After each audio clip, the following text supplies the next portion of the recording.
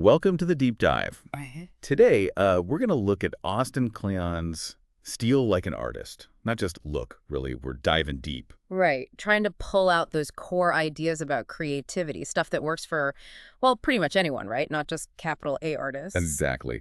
So our mission today is to give you some concrete things you can use to inject a bit more creativity into your life, your work, wherever you're at. And Kleon kind of kicks things off with a bang, doesn't he? Tackling that big question. Where do ideas actually come from? Yeah, he doesn't mess around. He just says, I steal them, which is pretty provocative. It really is. It cuts through all that mystique about, divine inspiration. Okay, so stealing, let's unpack that. What's the real, the core idea behind that word for him? Well, the big thing, I think, is it takes the pressure off, this whole myth of complete originality. He basically says, forget it. Nothing comes from nowhere. Exactly. It all builds on what came before it. Ecclesiastes, nothing new under the sun. And realizing that isn't, depressing or limiting. It's freeing. It's the starting point. Right. It lets you stop chasing this impossible ideal and start looking around, engaging with what's already out there. So you shift from trying to invent out of thin air to becoming a better collector? Is that it? Yeah, a collector, but crucially not a hoarder. There's a difference. Okay. How so? A hoarder just grabs everything. An artist, in Kleon's view, is selective. They actively gather things they genuinely love, things that really speak to them. So it's about developing taste. Developing taste and being intentional, moving from just passively consuming stuff to actively collecting the things that spark something in you. That's the actionable bit, I think. And this collecting builds up what he calls a genealogy of ideas. Sounds kind of academic, but what does it mean practically? It's like your family history, but for your creative influences. Your parents, grandparents shape who you are. Sure. Well, same thing with books you read, music you listen to, art you love. Goethe said, we are shaped and fashioned by what we love. Jay-Z talks about finding fathers on wax. So it's about consciously recognizing those influences. Yeah, understanding your lineage, seeing how, this artist led to that writer, which connects to this musician in your own head. It shapes your whole perspective. Makes sense. Yeah. But it's not just random copying, right? Joe Moosh had some advice on this. Exactly. Jim Jarmusch said, steal from anywhere that resonates. Select only things that speak directly to your soul. It has to connect. So not just because it's cool or popular. Right. It's got to hit you somewhere deeper. Find the stuff that genuinely fuels your imagination. That's the key. Okay. And then there's the Duchamp quote about believing in artists, not art. Mm-hmm. How does Kleon suggest we, apply that? His practical advice is, don't try to understand a whole field at once. Pick one person whose work you really admire. Okay. Study them deeply, but then, and this is the cool part, find out who they were influenced by.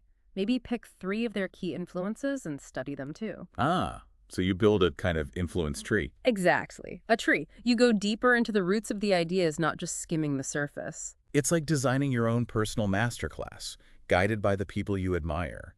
You're joining a conversation. Yeah, and it underlines that need for lifelong learning, Always digging. Like RZA said, school or no school, I would always study. You gotta stay curious. It's not something you finish, it's just how you operate if you want to keep growing creatively. Okay, so we're tracing these connections, understanding the tree. How do we actually, capture these ideas we want to steal, practically speaking? Well, the simplest thing is the oldest trick. Carry a notebook. Always. Fantastic. Yeah. Just get in the habit of jotting down thoughts, observations, lines you overhear, anything that sparks. Train yourself to notice and grab those little bits before they disappear. Like a mental butterfly net? Kinda, yeah. And then there's the swipe file, or what some journalists call a morgue file.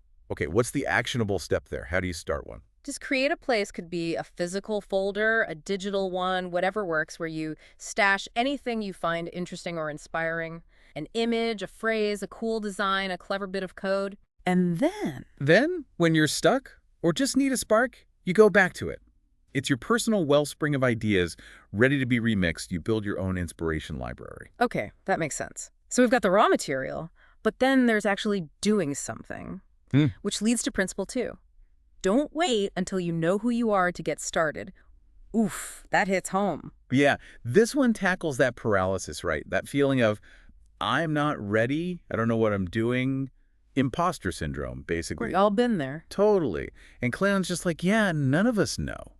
Which is hugely reassuring. The big idea is You don't figure yourself out by thinking about it. You figure yourself out by doing it. Action defines identity. Pretty much. And that connects to fake it till you make it. Right, which can sound a bit iffy. It can, but Kleon sees it differently. It's not about being deceitful. It's about stepping into the role of the creator you want to be, like an actor putting on a costume. All the world's a stage. Exactly. But also, crucially, it's about making. Pretending to be making something until, whoops, you actually are making something. The action itself leads to the reality. Like in Patti Smith's book, Just Kids, that anecdote. Oh yeah, brilliant example. They were just kids, playing at being artists in New York, but they were doing it, dressing the part, living the life. Glenn O'Brien said, "You start out as a phony and become real." Authenticity follows action, not the other way around. That's the insight. Don't wait to feel authentic. Start doing the work, and the authenticity will catch up. So your studio is your stage, tools are props. Mm-hmm. You just got to start the performance. And Yoji Yamamoto had some pretty blunt advice on this. Oh yeah, very direct. Start copying what you love. Copy, copy, copy, copy. At the end of the copy, you will find yourself. Whoa. Okay, but how is that not just plagiarism? Big difference. He's talking about copying to learn, to reverse engineer how something works. Think about the Beatles playing Chuck Berry covers for hours. Learning the ropes. Exactly. Or Dolly saying, "Those who do not want to imitate anything produce nothing." It's a learning tool, not the end goal. So who do you copy? And what about their work do you focus on? The who is your heroes, the people whose work genuinely excites you. Like Nick Lowe joked, you start by rewriting their catalog, and you don't just pick one. Right, the Wilson Misner quote. Copying one is plagiarism, copying many is research. Exactly. And Gary Panter says real originality comes from mashing up lots of influences. It's the combination, the synthesis, that becomes unique to you. Building your creative DNA. Okay, but the what to copy. Yeah. That's crucial, right? Yes. Don't just copy the surface style. Kleon says you have to steal the thinking behind the style. Okay, how do you do that? Try to figure out why they made the choices they did. What problem were they solving? How did they approach it? Francis Ford Coppola said something like, take what we give you, put it in your own voice, and that's how you find your voice. So you internalize their process, not just their look. Precisely. And that's the difference between imitation and emulation. Explain that. Imitation is just copying. Emulation is when that copying starts to morph into your own thing. Like Kobe studied MJ's moves relentlessly. But he made them his own. He wasn't just a clone. Exactly. Or think about comedians. Letterman was influenced by Carson, Conan by Letterman. They started by trying to emulate, maybe even failing to copy perfectly, and through that process, their own unique voice emerged. So emulation is imitation filtered through you. Yeah, and that transformation, taking your hero's work and making it your own, Kleon says that's how you truly flatter them. You're carrying the torch forward. Adding your own verse to the song. Nice way to put it. Okay, principle 3. Write the book you want to read. This feels like a shift inward. It is. He tells that story about seeing Jurassic Park as a kid and immediately starting to write his own sequel because he just wanted more. Huh. I think a lot of us did that kind of thing. Right. It taps into that basic fan impulse. I love this thing. I wish there was more of it. So the insight is, let that desire guide you. Make the thing you wish existed. It flips that old advice, write what you know, on its head. Yeah, he argues for write what you like. Brian Eno talked about wanting to hear music that didn't exist yet, so he had to make it. Trust your taste. Create the thing you'd be excited to find. Be your own target audience. Exactly. And his idea that maybe all fiction is kind of fan fiction. Provocative. A bit, yeah. But it underlines how creativity often comes from loving something that already exists, like Bradford Cox from Deer Hunter making fake versions of album he was waiting for. He was just making the music he wanted to hear. So look at your favorite thing, see what's missing or what you could add. Yeah. What if your heroes collaborated with you? What would that look like? It leads to his kind of manifesto moment. Which is? Do the work you want to see done. Simple as that. If you wish a certain kind of art or book or business existed, well, maybe you're the one to make it. That's empowering. Okay, let's switch gears. Principle 4, use your hands. Why is this so important now? Well, in our super digital world, it's easy to get disconnected from the physical. Linda Berry's quote is perfect. In the digital age, don't forget to use your digits. Love that. Our hands are like our original creative tools. There's a deep connection between moving physically and thinking creatively. Staring at a screen all day. It engages a different part of the brain. Kleon mentioned Stanley Donwood finding computers alienating. Right. They can put a barrier between you and the work. We need that tactile feedback, the messiness, the physicalness of making things sometimes. It brings a different energy. It's not just about the outcome, but the process itself, sparking ideas. Absolutely. Just the physical motion, sketching, building, kneading dough, whatever it is, can kickstart your brain. Edward Tufte talks about spending less time on screens, more time just doing things in the world, walking, reading a physical book. I totally get that. Writing felt different, maybe better, when I started using notebooks more again, like with his newspaper blackout poems. There's a discovery there. And Kleon makes a great point about analog and digital tools having different strengths. Analog is often great for generating ideas, that messy beginning phase. Sketchbooks, notebooks. Yeah, Tom Gauld, the cartoonist, prefers sketchbooks for first ideas because they feel more open. Then digital tools are amazing for editing, refining, publishing, sharing. So use both, Mm-hmm. but maybe for different stages. Exactly. He even suggests having two workspaces, one totally analog, no screens allowed, and one digital, to create distinct zones for different kinds of thinking. Interesting. Create environments. Yeah, consciously make space for that hands-on work. It matters. Okay, fifth principle. Side projects and hobbies are important. The stuff you do just for fun. And his argument is that this fun stuff can actually be incredibly important. It's where you can play without pressure, try weird things, make connections you wouldn't otherwise make. Low stakes experimentation. Exactly. And that can feed back into your main work in really unexpected ways. The core idea is not to dismiss these seemingly frivolous things. He also talks about having multiple projects going at once. Productive procrastination. Yeah, bouncing between things. When you hit a wall in one project, you shift to another. Your brain keeps working on the first one in the background. It's a way to stay creatively engaged even when you feel stuck. And boredom plays a role too. Hugely important. We're often so desperate to fill every quiet moment. But Kleon argues that boredom, those times when your mind can just wander, is often when the best ideas surface. Like ideas popping up while washing dishes or ironing. Yep.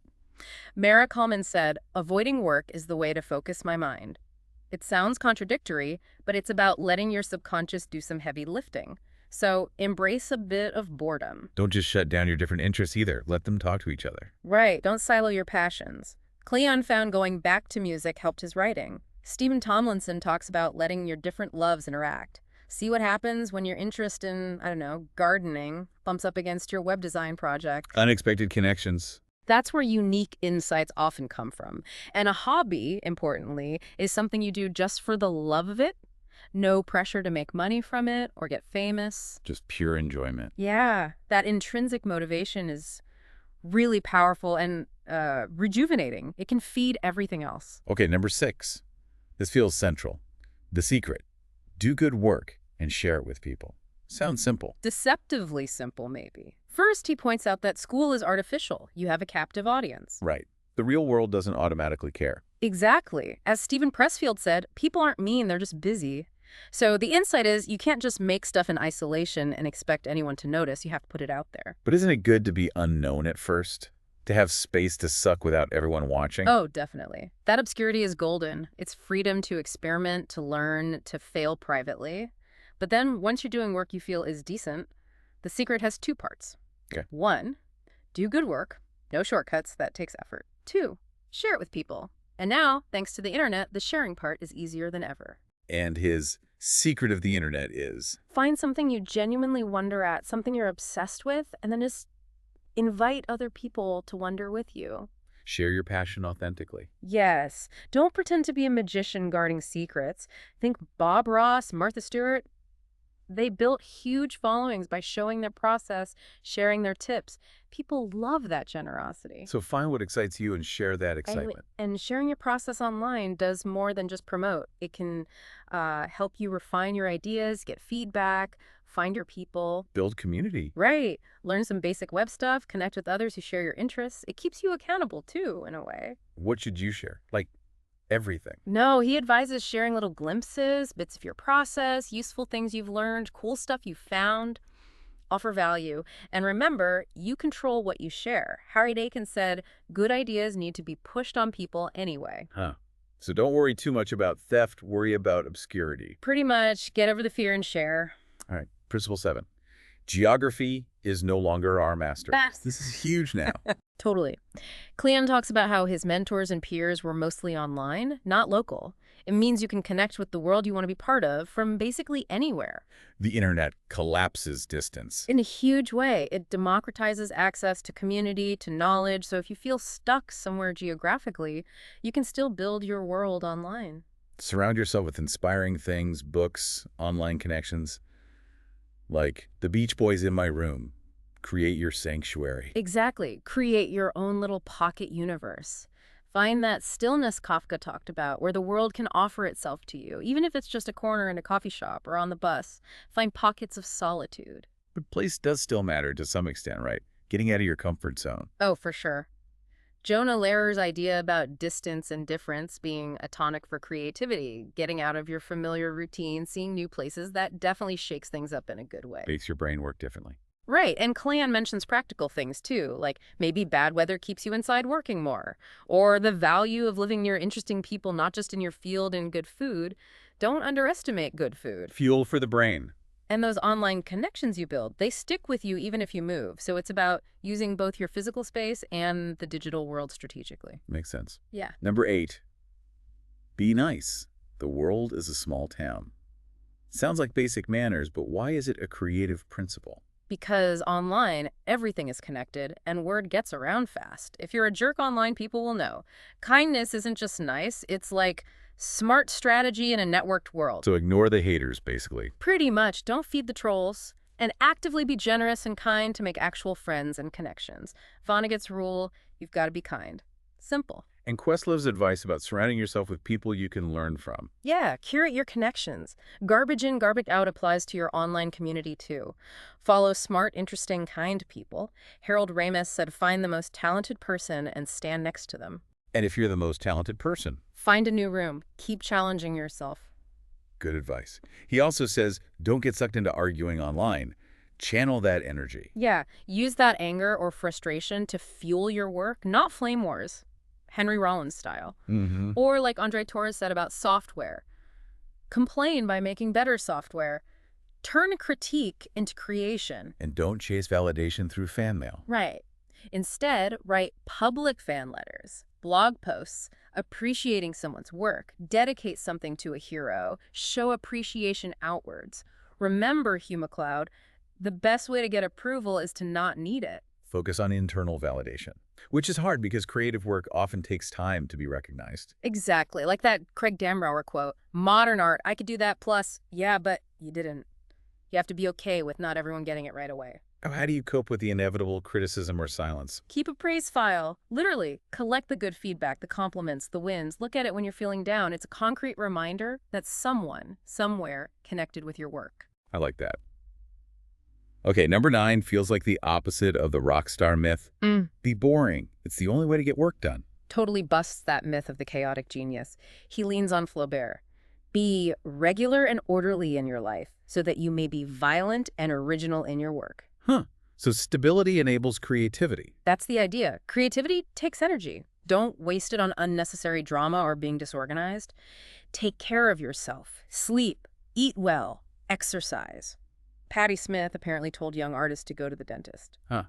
Basic stuff. Basic but crucial. He contrasts burnout with burn slow and see your grandkids. Think long-term sustainability. And money. Being boring about money helps. Absolutely. Understanding your finances, budgeting, saving it gives you freedom. It means you're not forced to make creative choices based purely on paying rent. Bill Cunningham didn't take money so nobody could tell him what to shoot. That's freedom. A day job can actually be good then, not just a necessary evil. It can be. Provides income, sure, but also routine human interaction, maybe even skills you can use in your creative work. That structure can be really helpful. Routine is the friend of creativity, not the enemy. Kleon argues it is. Inertia kills creativity. A routine helps you overcome that friction of starting. Just show up every day, even for a short time. Stick to it. Like Seinfeld's don't break the chain calendar method. Just keep the streak going. Yeah. And keep a logbook. Just a simple daily record of what you did. Helps you see progress, remember ideas. Nicholson Baker suggested ending the day by asking, what's the best thing that happened? Focuses on the positive. And having a supportive partner helps too. Immensely. He quotes Tom Waits, crediting his wife, Kathleen Brennan. Having that stable personal foundation, it's huge for doing consistent work. Okay, last one, number 10. Creativity is subtraction. What's this about? It's about focus in an age of overload. We have infinite options, endless information. Knowing what to leave out becomes a critical skill. Less is more. Sometimes, yeah, constraints can actually be liberating. Too much freedom can be paralyzing. Limitations give you something to push against. Like writing a song in your lunch break or painting with only one color. Exactly. Those limits force creative solutions. Think Dr. Seuss writing The Cat in the Hat with only 236 specific words. Jack White said limitless possibilities can kill creativity. It forces choices. Right. And Saul Steinberg's idea, we respond to the artist's struggle against their limitations. What's not there can be as powerful as what is. So creativity isn't just about adding stuff. No, it's also about choosing wisely what to remove, what to omit, to make the final thing stronger, clearer, more impactful. Wow. Okay, so wrapping up this dive into Steal Like an Artist, we've covered a lot.